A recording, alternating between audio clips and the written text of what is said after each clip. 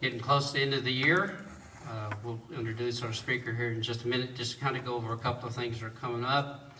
October 1st is again the meeting with Jonathan CABRAL from the Highway Patrol. So if anybody wants to press charges on anybody here, this is the best time to do it. So. November 9th, we have our run, walk, bike. There's a ad on channel 16 with the routes. Last year we didn't do a good job of planning routes, but we'll have the routes actually marked with different color flags. The bikers will do about a 9-mile bike adventure, which, you know, 9 miles on a bike going, what, 25 miles an hour? Doesn't take that long to get there. So, and then the trail that we have coming for the walkers and runners will actually start here on number 3. Just go across the street and go to number 4 around Pataki River.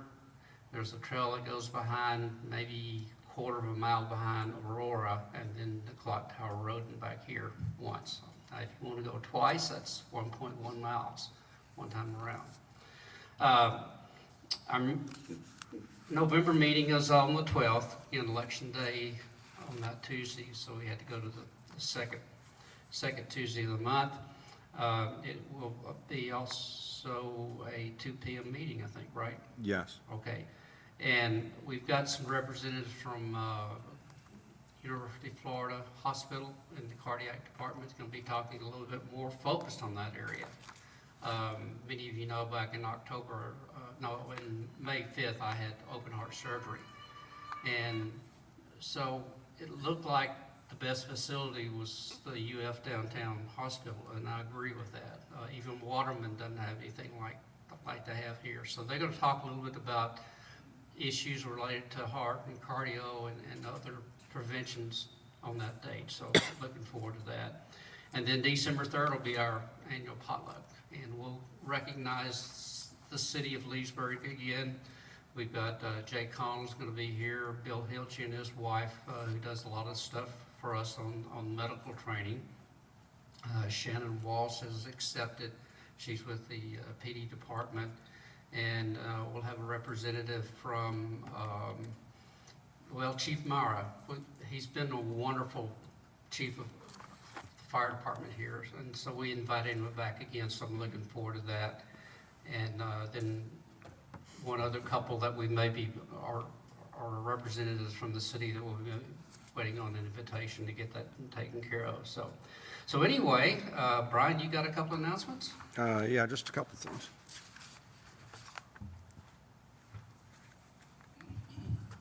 Hey, everybody. Hey, Brent. Come on, give it to me. Hello, everybody.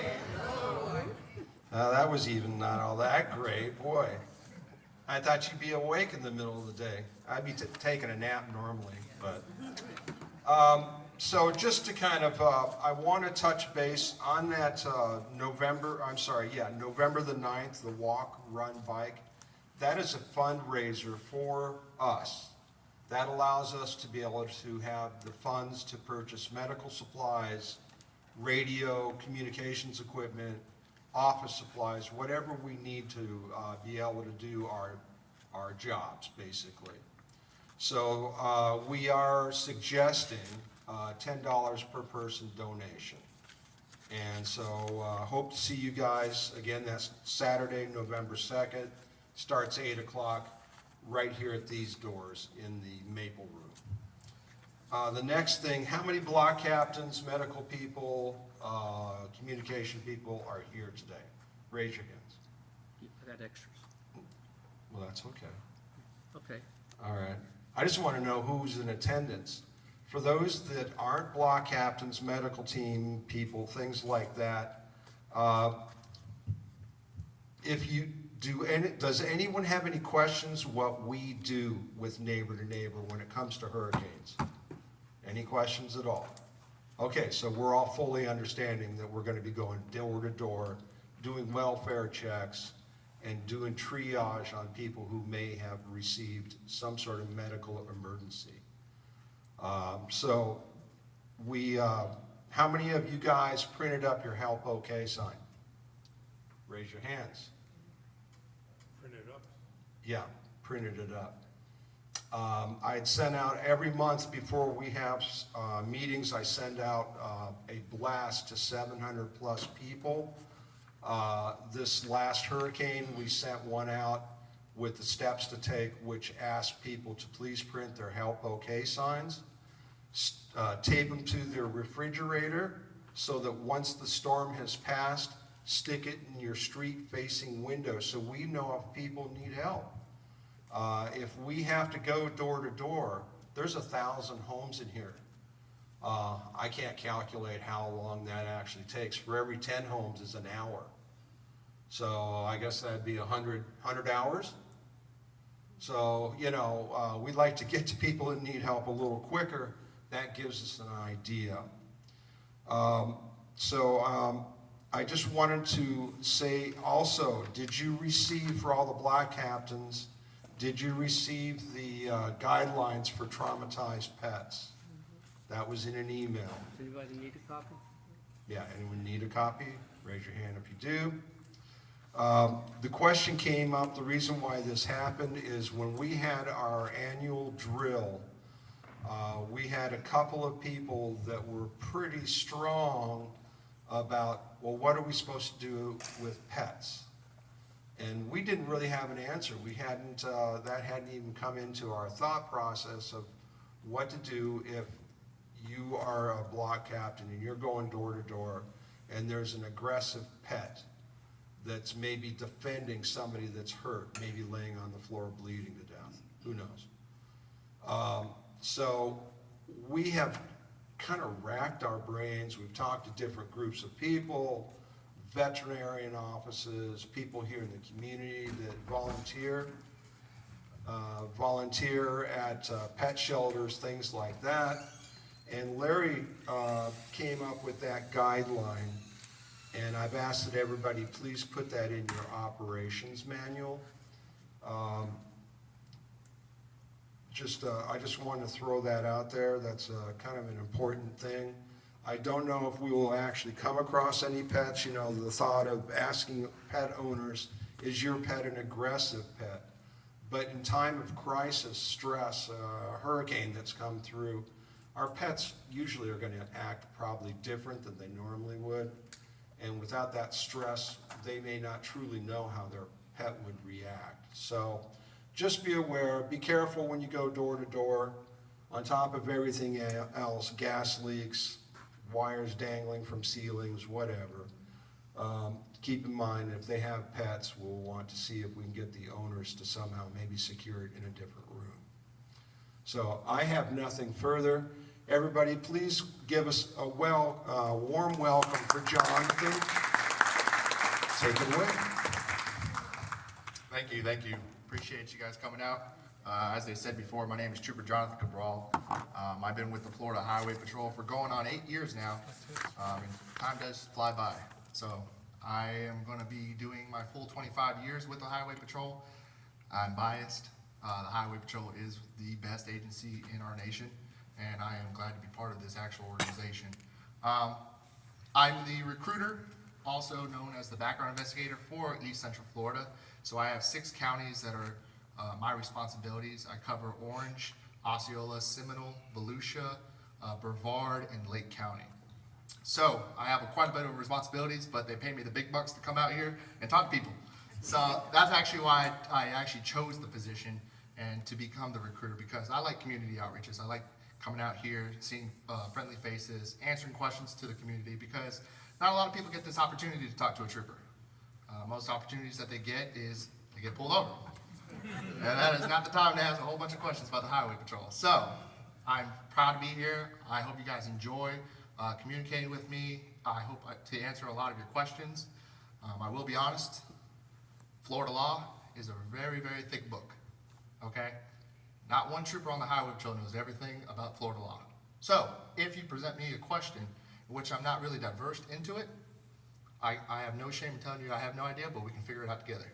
There's a wonderful thing called Google, and that's what I use most of the time. So I'm going to start this off by actually doing an introduction about the Highway Patrol. A lot of people don't know what we do, what we offer. And this presentation that I made back in August was actually kind of geared towards recruitment. I wanted to go out to these colleges, these high schoolers, and kind of show them what the Highway Patrol had to offer for them. But it's actually good for the community outreaches as well, so that way you guys understand what the Florida Highway Patrol is capable of. So I titled it Black and Tan. It's the color of our cars. That's why I named it. But just kind of give you a brief rundown about my career so far. I started the Florida Highway Patrol on April 11th, 2016. I was part of the basic recruit class 134. So that feels like ages ago now, but it was right around the corner. But I started the Highway Patrol when I was 19 years old. By Florida law, that is the youngest you can be to be an officer in the state of Florida. So the Florida Highway Patrol recognizes that, and I was one of the fortunate enough to actually start my career at a very young age. The 134th basic recruit class, we graduated on October 21st, 2016. And my first duty station was Gainesville, Florida, which is Alachua County. Anybody a Gator fan? Sure. Okay. FSU? Boo. Okay, all right. The tension here, the tension. So in 2018, only 2 years after my graduation, I was assigned to the DUI unit in Alachua County. A year after that, I became a certified drug recognition expert. Now, a lot of people don't know what that is. So in the DUI realm, you have different types of certifications that you can get. Different types of training that as you progress in the field, it gives you more advanced indicators, report writing, how to actually prepare for a trial, camera positioning. There's a whole plethora of information that they'll give you if you're really diverse in this area of law enforcement. Fortunately, I was super eager to jump into this field. I love DUI enforcement. The thing that fathoms me is I can take two people, give them the same dosage of a specific drug. I'm going to see two different reactions. It's amazing how the human body actually works. So that's one thing that kind of led me into this field. And a drug recognition expert is the highest level of training you can get in DUI world. So only 1% of law enforcement officers actually become drug recognition experts. I was fortunate enough to actually be accepted into this program, and I still hold my certifications. I have to recertify every 2 years to make sure I'm up to date with all the curriculum and know what I'm talking about. Because in a courtroom, you have to state facts. You can't give opinions. You can't say, well, I believed. That doesn't work. They'll object that, and it won't be put in the record of the courts. But as a drug recognition expert, the courts have deemed me an expert in the DUI field, so I can give my opinions on DUI cases, and they're admissible in court. I was also part of the Quick Reaction Force. I'll touch base on that squad, but I'm no longer active in it just because I have a lot on my plate now. So, but that was a wonderful time in the Highway Patrol. One of my best memories so far. I'm also an instructor. I teach DUI. I also teach vehicle operations, and I'm very passionate about defensive tactics. I'm actually one of the lead instructors in Orlando. I teach troopers Brazilian Jiu-Jitsu. So it's something in their belt that I believe that you can talk down and de-escalate a lot of situations. Time and time again, you're gonna go on YouTube, you'll see videos on social media, just cops using their tasers, pulling their guns. I'm not a big believer on doing that. Yeah, it's on my belt. Yes, I've been trained in all this. But do I really want to use it at the end of the day? If I don't have to, I won't. Because if I can walk up to somebody and they're having a bad day, I can use my word of mouth to talk them down into not fighting me. Now, granted, some people are just adamant about fighting a cop. Some people are adamant about bringing it to an escalated level to where there's no return. So yes, these tools are on our belt for a reason. But with Brazilian Jiu-Jitsu, I teach them how to defend themselves without using the actual tools on our belt. It reduces risk for injury on the violator and risk of injury on the troopers. I'm assigned as the FHP or Orlando recruiter, and I took this position in September of 2022, and 2 years flew by like that. So only God knows how long I have, because 15 more years, blink of an eye right here. I can't even believe I'm almost 10 years into the patrol. So where did it all start? So the founding father of FHP The Florida Highway Patrol was established on August 1st, 1939. We just had our 85th anniversary. When Governor Fred P. Cone, a member of the Executive Board of the Department of Public Safety, motioned to establish the Florida Highway Patrol. Under this direction of Director Reed and then Captain Kirkman, the first training academy was held in Bradenton, Florida, with 40 students. This class graduated 32 members, and by the end of 1940, which was the first full year of operation for the Highway Patrol, they had 59 patrolmen. In the first year, they patrolled 938,564 miles of roadway and investigated an estimate of 1,000 crashes. We obviously grew since 1939. Today, we patrol roughly about 43,200,000 miles and investigate over 176,000 crashes annually. Florida has less than 2 million residents in 1939, but today we have over 21.5 million residents in our state. 10 times. That doesn't count for the additional 137 million visitors to our state each year. Wow. Now, the big question I get, how many troopers do you have in the state of Florida that manages this much people? This is Henry Neil Kirkman. He's also known as FHP's founding father. Neil Kirkman actually has a building that's dedicated to him. It's in Tallahassee, if you guys ever visited it. It's obviously been added to since 1939, but this is actually the main headquarters for the DMV. So FHP strives to achieve the core values of courtesy, service, and protection. That is our main mission. Our job is to help ensure the safety and welfare of millions of Florida residents and visitors daily. The Florida Highway Patrol is authorized for 1,982 sworn positions and 514 non-sworn positions for a total of 2,496 full-time employees. So roughly almost 2,000 troopers for that many people in the state of Florida. Yeah. The majority of these sworn positions are assigned to the patrol operations. So those are the troopers that you're going to see day in and day out that are answering the calls for services, traffic crashes, doing speed enforcement on the interstates, or doing traffic stops in general. That's where most of our numbers are. I always thought that this is a cool blast from the past. This is actually Ocala, Florida, back in the 50s, downtown. And then this is it this year. It's just amazing to see the growth of the actual state of Florida. So what kind of specialty positions do we have in the Florida Highway Patrol? A lot of people think that, my main consensus of what I do for a living is I investigate traffic crashes and I write people speeding tickets. Are they wrong? No. But there's a lot more to the Highway Patrol than just that. When I go and recruit the younger generation, I typically tell them that the Florida Highway Patrol has everything that a sheriff's office has, minus a Marine unit. The reason why we don't have a Marine unit is because we rely on our sister department, Fish and Wildlife. Those are the guys that actually assist us if anything on our waterways arise. They'll get called out and they'll actually utilize their equipment to aid the Florida Highway Patrol. But we have the Quick Reaction Force, which is QRF for short. So this is the team that I was part of for 5 years before coming down to Orlando. The Quick Reaction Force has a good responsibility. We handle anything that's civil unrest. Back in 2020 when we had the protests and the riots, our QRF teams were actually deployed to the major cities to make sure that order was maintained and that we kept pretty much chaos at bay. Our Quick Reaction Force actually does natural responses. So the major hurricane that just passed through here recently, we actually have QRF teams that are in the Panhandle and the Big Bend that are assisting the community. Because the sheriff's office and the local municipalities can only do so much. So the Florida Highway Patrol is like the big brother per se.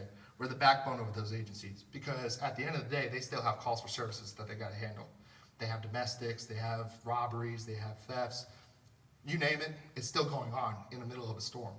So the Florida Highway Patrol will enter and we will actually take part in the natural recovery for the community. So we actually have a chainsaw crew.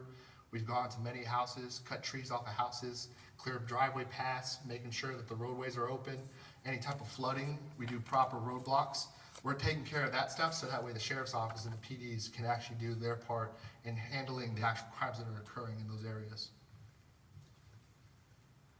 Our special response team, these are our SWAT guys. We have 3 teams throughout the state of Florida. We have a northern team, which is based out of Tallahassee, a central team here in Orlando, and then we have a southern team in Miami. Now, the reason why you don't see a lot of the SWAT team for the Florida Highway Patrol is because we handle high felony warrants. So we kick in the doors, we go get the bad guy, but it's one of the baddest dudes that you'll probably go after is what the Highway Patrol is going for. We aid in the sheriff's office. If they have a SWAT call out and they need more assistance, they'll call over to the Highway Patrol to use our equipment and our operators as well. Criminal Interdiction Unit. This is composed of a felony officer, a canine handler, and the actual canine. These guys do amazing work day in and day out. They are like the unseen heroes because we have a crisis, human smuggling, drugs that go through the main corridors of our state. I-10, I-75, I-95, they're huge routes for these smugglers. So these guys work tirelessly to actually interdict and take those operations down. We work closely with the federal departments, ATF, FBI. We work hand in hand with them. So the CIU unit actually gets information from the federal government, and we operate on those things in the state of Florida. Drug recognition expert, that's what I did. Like I said, it's the highest level of education that you have in the DUI world. We actually have a motor unit. They're not really seen over here in Lake County. You'll see our motor unit mainly based out of Orlando. If you guys are familiar with the area, 408, 528, I-4, that's where our motor units actually operate out of. Our honor guard does funerals, any type of ceremonies. We actually have national awards from our honor guard. It's really an elite team, and they take it seriously, so it's a very hard criteria to do when you actually are putting in for this position. So they're very commendable. I have a couple people that are my classmates that are on the honor guard team. We have an aviation unit. Our aviation fleet is actually all fixed wings. We don't have any helicopters. We did back in the day in the early 70s, but the sheriff's office actually has all the helicopters now. But our fixed wings, same operations. They do speed enforcement. So if you ever drive down the road and says speed enforced by aircraft, that's what they're talking about. Little fun fact for you guys if you didn't know. Next time you drive down an interstate, pay attention to the road. If you see the white lines that go across all 3 lanes of travel, that's actually for the pilot. The pilot actually goes out there and he's required to measure each line so that way when in court he can testify he's the one that put them down. But there's going to be a series of white lines. The moment you pass one, the pilot hits a stopwatch. He waits for you to hit the second line. When you hit the second line, he stops the stopwatch. There's actually an equation that he does in the plane to calculate your speed on the ground. So when you're speeding, he'll clock you, maintain visual of you, and he'll lead you to the troopers that are stationed up ahead. So by the time you see the black and tans on the shoulder, it's already too late. That's why I tell people, I said, you can't really just outrun the aircraft. But he'll make sure that the trooper gets behind the right car, he calls it out, he maintains radio communication throughout the whole encounter. And then once the trooper puts the correct car on the shoulder, the trooper calls out the tag, he documents it on his log, and then that becomes an admissible thing in court. So I get the easy job saying, hi, my name is Trooper Brawl, you're going 92 and 70, the pilot clocks you, here's your ticket. And then that's it. Our commercial vehicle enforcement, these are typically the pickup trucks and the SUVs that you guys are seeing. They have a hazardous materials squad. These guys are really diverse in commercial vehicle enforcement. They have a whole bunch of federal laws that I can't even fathom to understand, but I can tell you that commercial tickets are not cheap. The cheapest one that I've seen was $500, and they range from $500 all the way up. So they take their job really seriously. They have the duty to make sure that these trucks that are operating through our state are in compliance with federal regulations. A lot of these truckers and companies, they'll try to push the trucks as much as they can They have logbooks. They can only operate in certain hours. So time is money, especially to commercial vehicle enforcement. So they're going to try to push it that extra mile, or not even service the truck and try to get it to the next location. Well, that puts a hazard to the community, because if an 18-wheeler blows a tire, it ain't pretty. It's like a little miniature bomb going off, and you can lose control of that commercial vehicle if it's one of your steer tires. I've worked numerous crashes where the steer tire blows and the trucker loses it and crashes into a car or rolls over into the guardrail. So what does it take? The Florida Highway Patrol Training Academy is based out of Anna, Florida. It's a small little town in Tallahassee. But this is just an aerial shot of a part of it. This is our administration building. So the major, which is the chief director of training, she operates out of that building. And then the actual classroom portion is over here in this building. 29 weeks you're going to be spending over here in Tallahassee to be one of Florida's finest. Wow. We're a paramilitary organization. 29 weeks consist of 14 chapter tests, 4 high liabilities, 770 hours of classroom time, and you have to get an 80% or higher on the written test to stay in the academy. If you fail one chapter test, you get a 78, for example. They give you one retake. After that retake, if you fail another test down the road, you're immediately dismissed from the class. So that's why we hold a high standard in the Florida Highway Patrol Training Academy. We're actually the top 5 police academies in the state. So we have 3 different types of recruits. We have a basic recruit, which I was classified as one. It means that it's an individual that doesn't have any type of law enforcement experience or doesn't have a law enforcement certification. The second type is a transitional recruit. This is an individual that went to a police academy here locally, got the certification, and now wants to make the bridge to the highway patrol. They have to do an 8-week course.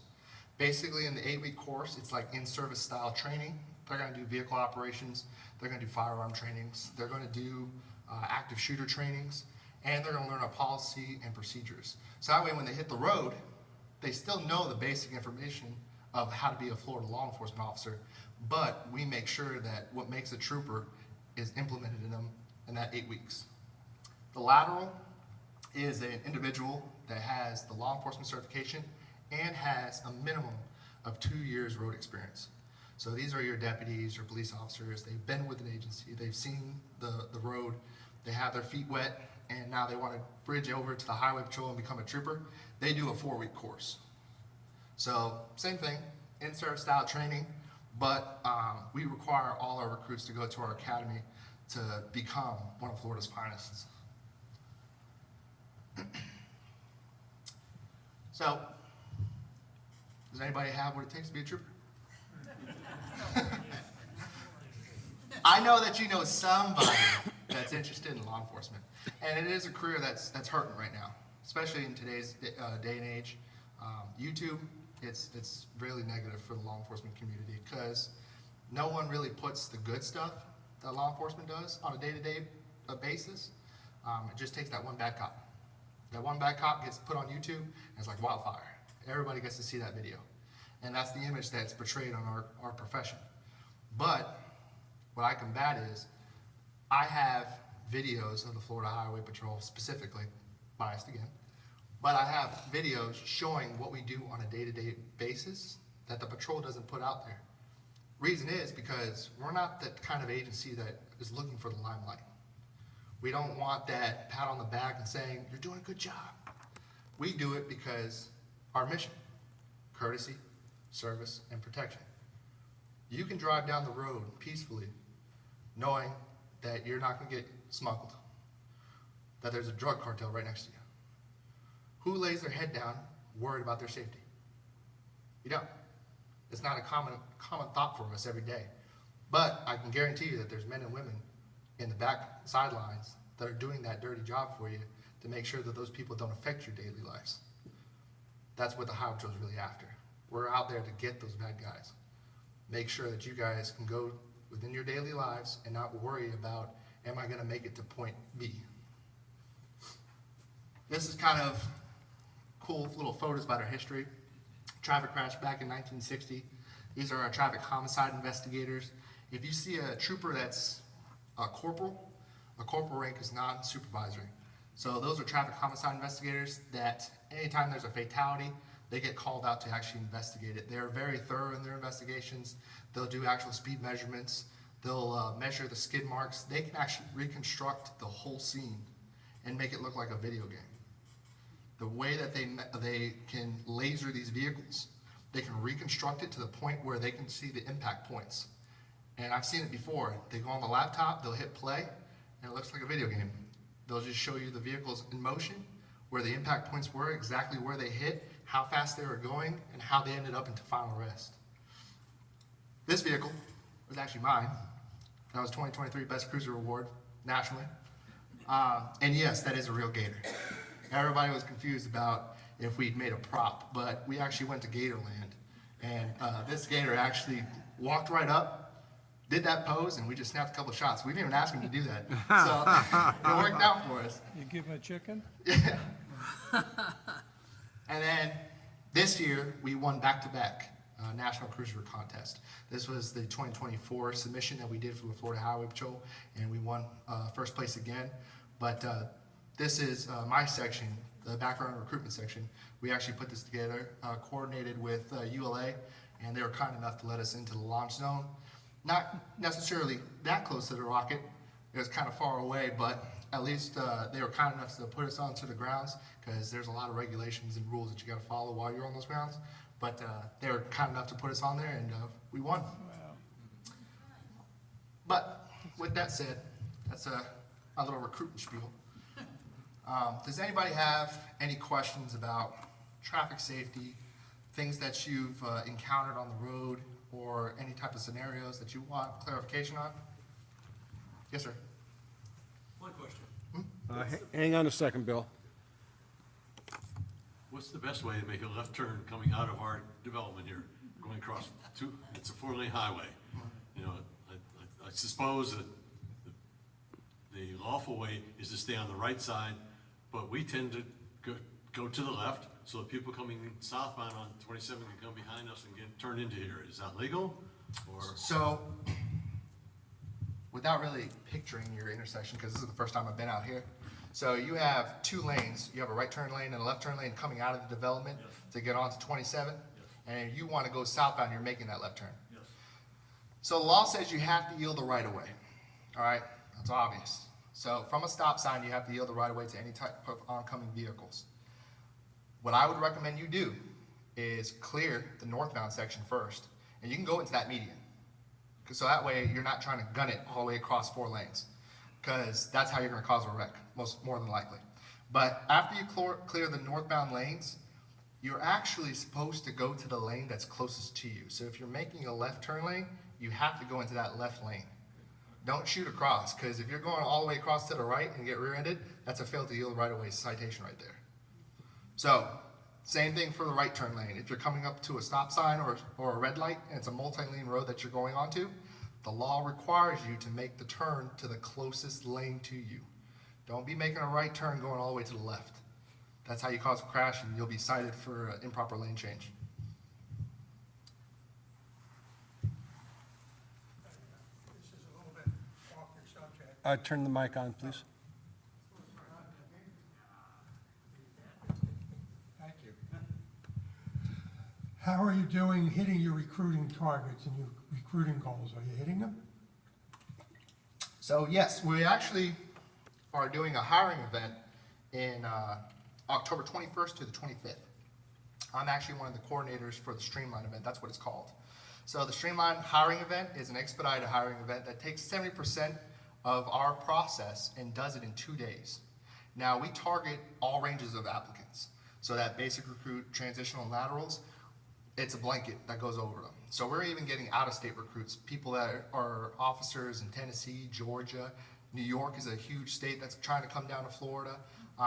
That Streamline event is actually beneficial to the out-of-state members, because instead of coming back to Florida 3 or 4 times throughout the hiring process, they come for 2 days, they get the 70%, they go back up to their home state, and we finish the background phase locally while they're remote from us.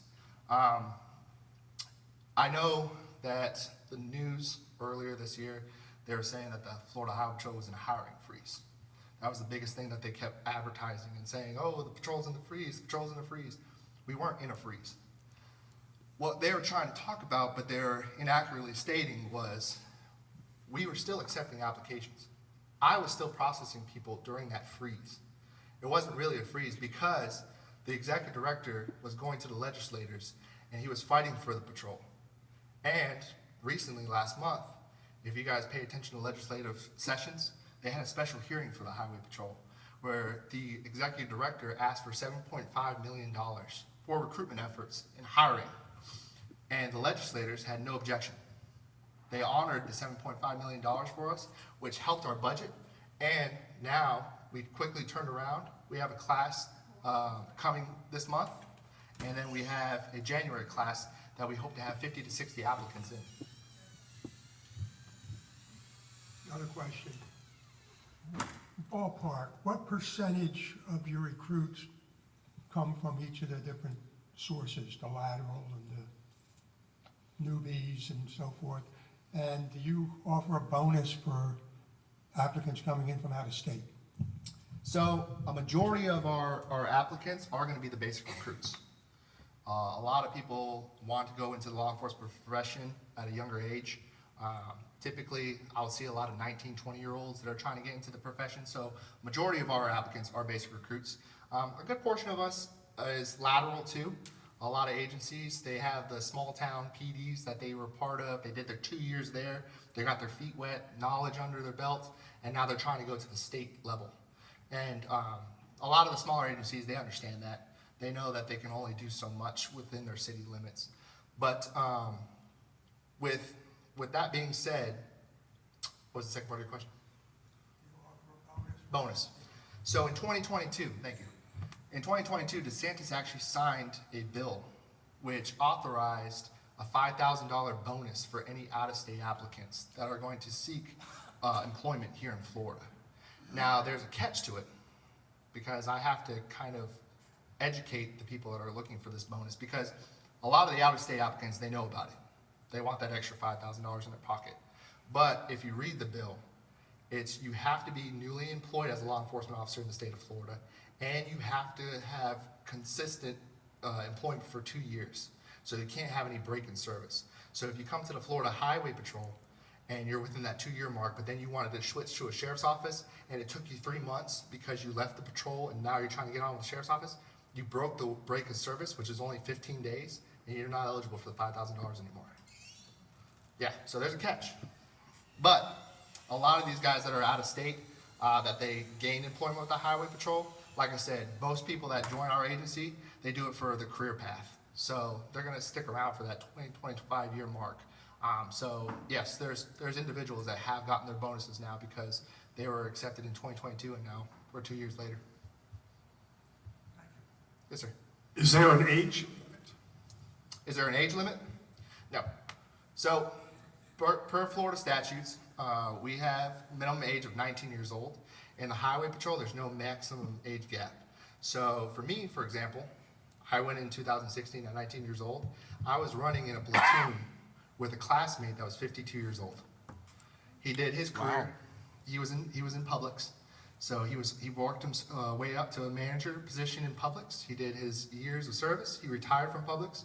And it was something that, it was always a calling for him. He always wanted to be part of something bigger and giving back to the community in a way that, you know, was more passionate and more giving. So he wanted to become a law enforcement officer, and the Florida Highway Patrol was actually one thing that he was volunteering with. We have an auxiliary program. Same kind of requirements, but less schooling.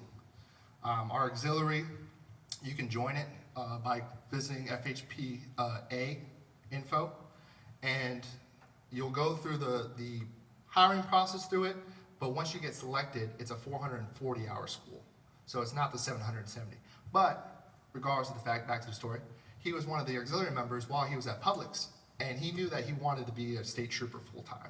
So once he got retired, he made the jump, did the hiring process, got selected, and then he went to the Basic Recruit Academy up in Tallahassee with me for 29 weeks, and now he's a full-time trooper.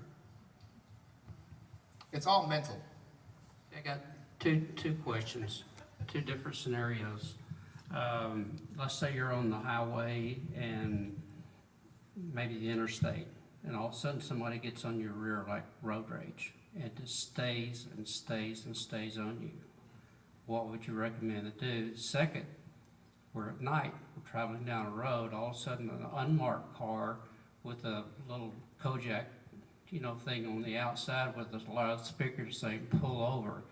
I'm not pulling over. What would you recommend in that scenario? So your first scenario about having a vehicle approach you from behind and is going into a road rage incident. My first question to you is, what lane are you in? Right. Okay, because not a lot of people know the actual lanes that are designated on the interstate. Let's take I-75 for example. You have a right, middle, and left lane, right? In the right lane, it's designated for slower traffic. The minimum speed that you can go on the interstate is 55 miles per hour. In the center lane, that is your actual travel lane. Those are the individuals that are going 70, 75 miles an hour. They're going with the flow of traffic. And the left lane is only designated for passing. It's not designed to be a travel lane. And there is actually a Florida statute that prohibits you from impeding the flow of traffic in the left lane. Typically, the road rage incidents that I've experienced as a trooper on the road was somebody that was going 60 miles an hour in the left lane. Who's at fault for that scenario? The guy in the left lane that's going 60 miles an hour, because that lane is not designated for that type of speed. But in a scenario where you are abiding by the law, say that you're in the right lane going 70 miles an hour and someone's on your tail and it's just road rage, the best thing to do is A, call the Florida Highway Patrol by dialing star 347. That's star FHP. That's actually the phone number for the direct line for the Florida Highway Patrol. You'll see it on the blue signs. Or you can call 911, but they're going to transfer you to the Florida Highway Patrol if you're in an interstate or a state road. I'm just going to give you that from experience. So it's just best just to call the Highway Patrol directly. Once you get in contact with the dispatcher for the Florida Highway Patrol, they're going to get your location, they're going to get the description of the vehicle, and the behavior. They're going to advise you, and listen to a trooper, they're going to advise you to take the next exit. Please do not be one of those individuals that just maintains their speed and agitates the situation further. Because people are crazy nowadays, and most people have guns. I'm telling you this not as a joke, this is actually serious, because I've dealt with this situation more and more often now. For some reason, the solution to a road rage is someone pulling a gun and shooting at the other person. So, once you call, description of the vehicle and driver if you can, get a tag number if you can, but don't jeopardize your safety for that information. Call it in, take the next exit, take a rest area, go somewhere populated. Don't pull off into a dark road. I'm not telling you that. Pull into somewhere that is populated, a rest area, a gas station, a restaurant. So that way there's individuals around you that, if need be, if the guy follows you off and has an encounter with you, at least you have witnesses now, okay? But information and disengage. Let the Florida Highway Patrol do our job, and we'll run them down, and we'll solve the problem for you, okay? I'm telling you, do not jeopardize your safety. A lot of people, they want to stick with this person, and I'm not leaving until I see a trooper. Listen, it's 2024. We have a lot of technology and ways of finding people, okay? If you give me a tag, if you called in and said, this is Florida tag ABCDEFG, all right, hey, now I got that, you can disengage, because guess what? I know where the person lives now. I can do a follow-up. Even if I don't get them in that time frame on the road, I can have a trooper go to the house, and then I can make a report that way, okay? Second question that you had was the unmarked car at night has a blue light telling you to pull over. Yeah. If you, for any reason, go into this scenario, all right, the best thing to do is A, recognize that you're being pulled over. You don't have to stop, okay? Decrease your speed, put your hazard lights on. That way, even if it is a real cop, I know that you're recognizing that I'm behind you. And I'm trying to do enforcement actions, okay? Second thing you do is you dial 911. You give your location, description, and that you're being pulled over. What the 911 operator is going to do is they're gonna check with their agency, which is typically the sheriff's office, to see if there's any unmarked units in that area trying to do an active traffic stop. They're gonna check with the city, and then they're gonna check with the state. If all three agencies say, nope, we have nobody behind that vehicle in that area trying to do that traffic stop, they're going to get law enforcement officers en route to you, and you just have to maintain a speed. Don't stop. Law enforcement will intercept you, and then we'll take the appropriate actions. Good to know.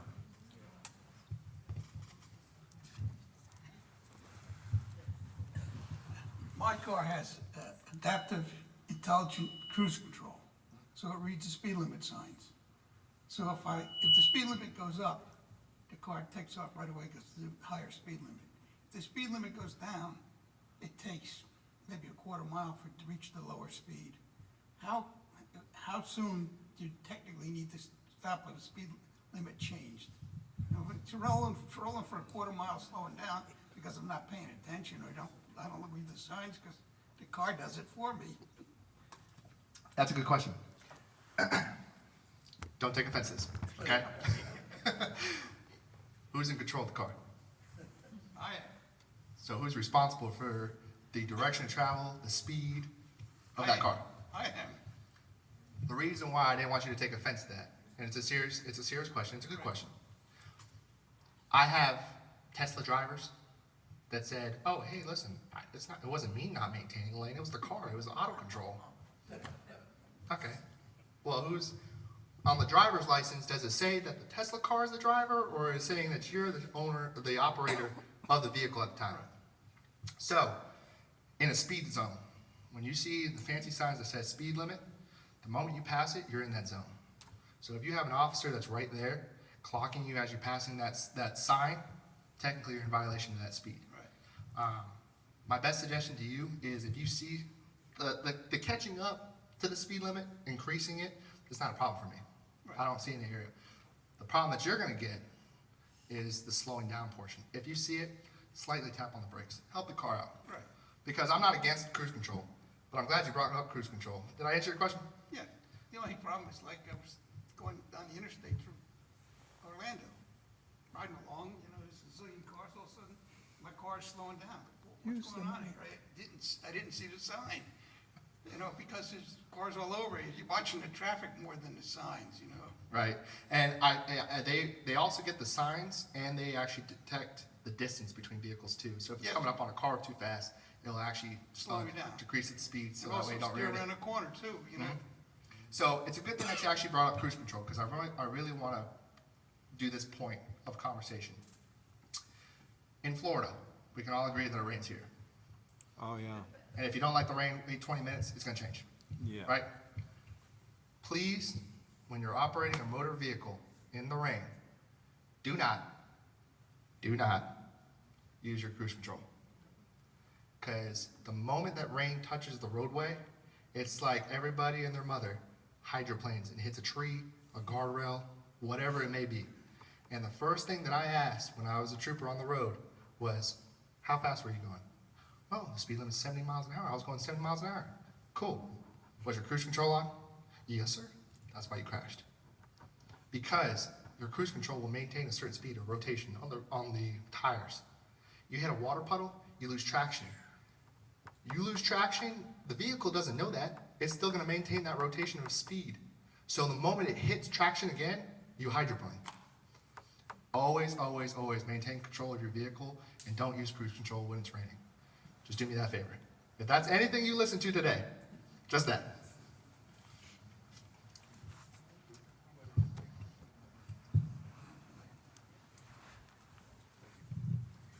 I had a question about the canine patrol. Are they considered a full-fledged trooper? So like if a criminal causes injury or even death to that, is that criminal treated as someone who has killed an officer? Good question. So the canine in the actual team, you have the handler and the canine. The canine in the Florida Highway Patrol is actually a lieutenant. So he's a superior to his handler. Wow. And then this past legislative hearing, I don't know if you guys actually looked at what was passed and the kind of bills that were presented, but they actually passed that if you harm a canine, then you can have charges put against you as if it was just me. So they treat it like a person. The emergency medical response teams, they actually get trained to handle canine injuries. So if one of our canines gets stabbed, car accident, shot, the emergency response medical teams that arrive on scene knows how to tend to the dog. Wow, That's good. wow.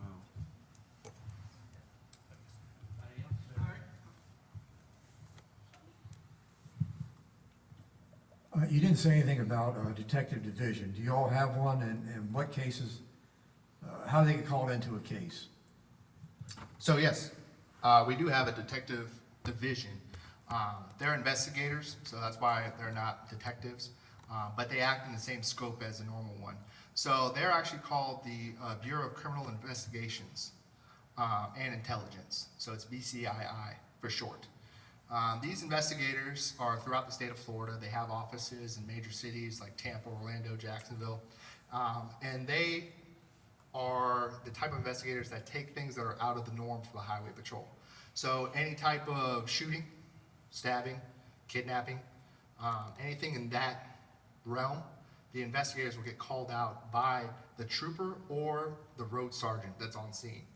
And they come out, they take the investigation. They work hand in hand with the sheriff's office as well, because the sheriff's office has some resources that are beneficial to the highway patrol. So we'll work hand in hand with the sheriff's office, but we'll ultimately be the lead investigators in those cases if it happens in our jurisdiction.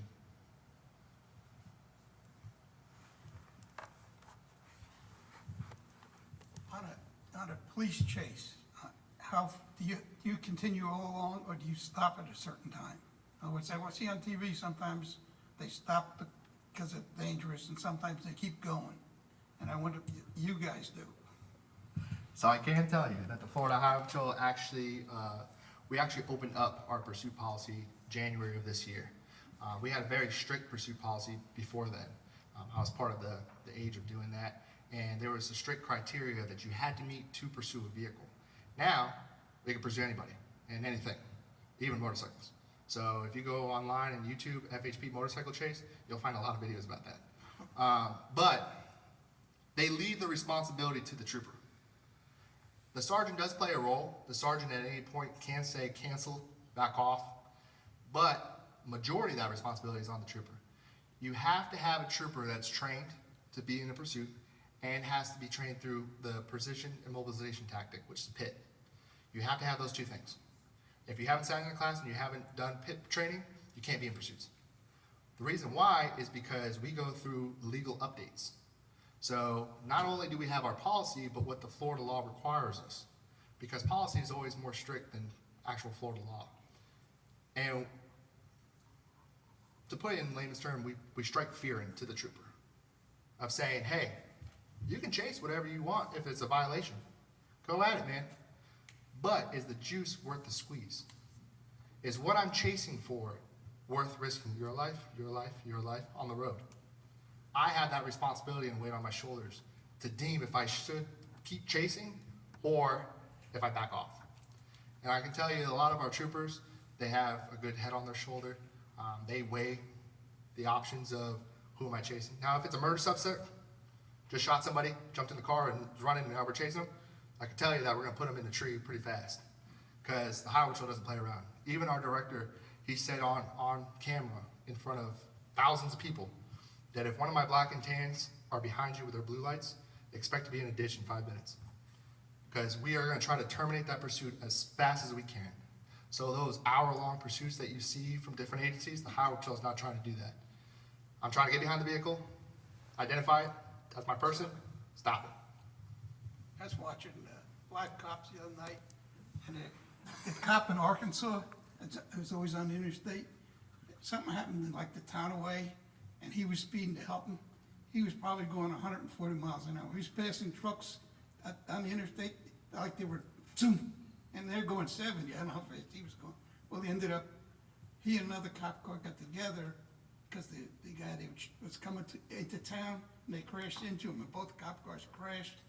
And you could see in the camera the airbags blow up in his face, and It's quite interesting watching that chase. At 140 miles an hour, airbags ain't gonna help you. No, by the time they slowed down, you know, Yeah. he was going slower, but still fast enough that, I've had it to where people sometimes ask me, they say, well, Trooper Cabral, what's the fastest you ever got your Charger to go? Fastest I ever got it to go was 156 miles an hour. Reason why I had it at 156 miles an hour is because I was 5 miles away north on the interstate of a call of a woman getting forced into a car at the rest area. So I was trying to get to her. And this is young Trooper Cabral that thinks that he was invincible. So I'm going 156 miles an hour down the interstate trying to get to this call. I made it there. It was not a kidnapping. It was just a misunderstanding. People perceived it wrong. But hey, listen, I had a good supervisor. My sergeant didn't belittle me. He didn't smack my wrist and throw paper on me. He had an actual educated talk with me. He said, Cabral, you're going 156 miles an hour. Do you understand that even the little movement of the steering wheel, you would have lost it? Just a slight jerk, gone. And the thing that resonated with me was he looked at me right in the eye and he goes, I don't want to be the person that tells your parents that you made a stupid mistake. And ever since then, I'm more cautious about that. Yeah, I want to get somewhere fast. Troopers love going fast. We got fast cars and guns, like we're on top of the world. But you have actual mentors that are behind the scenes molding you. Yeah, we want you to be there fast, but we want you to be safe. Because I'm not worth anything to you if I don't make it to you. Right? Yeah. So that's something that we push, especially with our younger troopers. Our younger troopers think that they're on top of the world, they get a fast car, they want to go, get bad guy, get bad guy. Yeah, it's cool. We want you to do that. well, technically going down the highway, you have to go above the speed limit or you just see what people, they slow down because you're with them. We're the actual pace car of interstates. But that was a good question, sir. Yes, sir. So you mentioned that about the pit maneuver, but do you folks also use the grappler? We're actually, it's actually one of our prototypes. So I've been told that the Highway Patrol is looking at other techniques or alternatives for pursuit terminations, or pursuit termination tactics. And the grappler is actually one of the things that we're prototyping right now. I don't know where exactly they're doing the prototype in the state. It's probably going to be a high volume area that has a lot of pursuits. Tampa, notorious for pursuits. Orlando has pursuit pretty much every other day.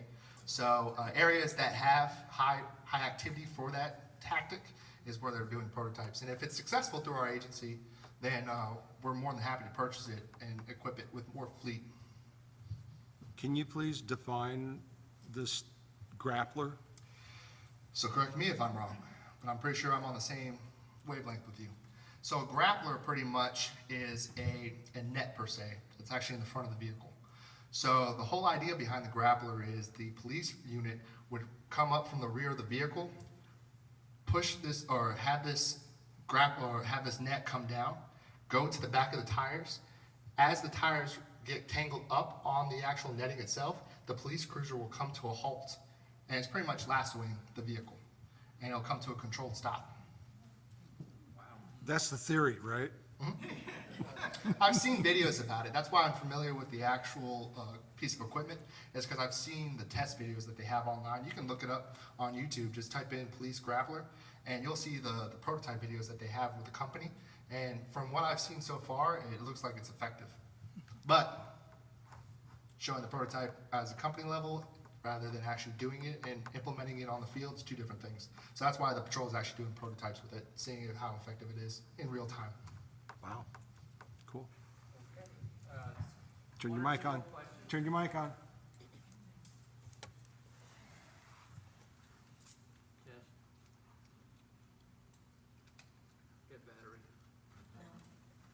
It's okay, I can. Okay.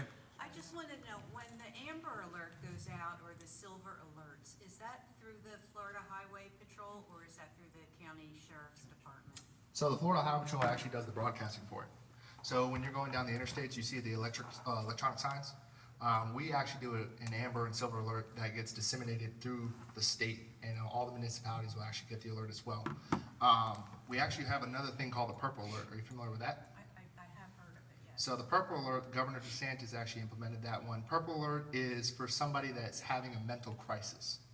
So if you ever see a purple alert come out, that's the kind of individual that law enforcement's being on the lookout for. Is someone that's going through some type of mental crisis or suicidal, and that's who we need to locate in a timely manner so that way we can intervene. But yes, it goes through the highway patrol. We do a notification statewide, and all the municipalities within our state get it. I think we're gonna have one more. I can tell he likes talking to troopers. Do you have the GPS trackers that they shoot out, stick to the back of the car? Yes. So the Florida Highway Patrol had that. We had that. Like I said, it works wonders in a controlled environment, but not really good in real time. So Tampa was actually notorious for it. A lot of our fleet out in West Coast, they had the actual program for it. I think it was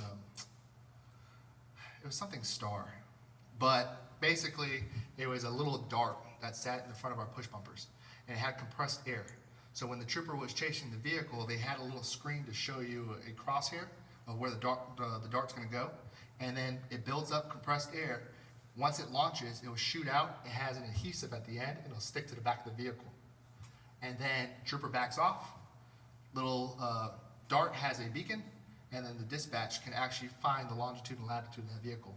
And then the whole idea behind it was, if I backed off of you during a pursuit and you don't see blue lights anymore, what are you going to try to do? You're going to try to blend in, you're going to lower your speed, you're going to try to go incognito. And then I would just follow up with you wherever the car stops and then apprehend you that way. A couple things happened. One, troopers were missing the dart, so it wasn't that accurate, especially at longer distances. You really had to be up and close for the dart to actually hit. The further you're away, the more wind would get caught with the dart. So troopers were actually tracking themselves. The dart would shoot, go up, and hit our antenna on the top of the car, and we were tracking ourselves throughout the whole thing. So dispatch will say, "Hey, the car's right there," and it's like, I'm right here, so I don't see it. So yeah, it was a great idea. We tried it. It had some successful attempts. So we did apprehend a couple people using that program, but then for the most part, it just came obsolete. Okay, thank you so much for coming, Jonathan. Thank you. It's a pleasure. Thank you, guys. Thank you, Jonathan. Okay, we're dismissed, and appreciate you coming out. Enjoy your afternoon.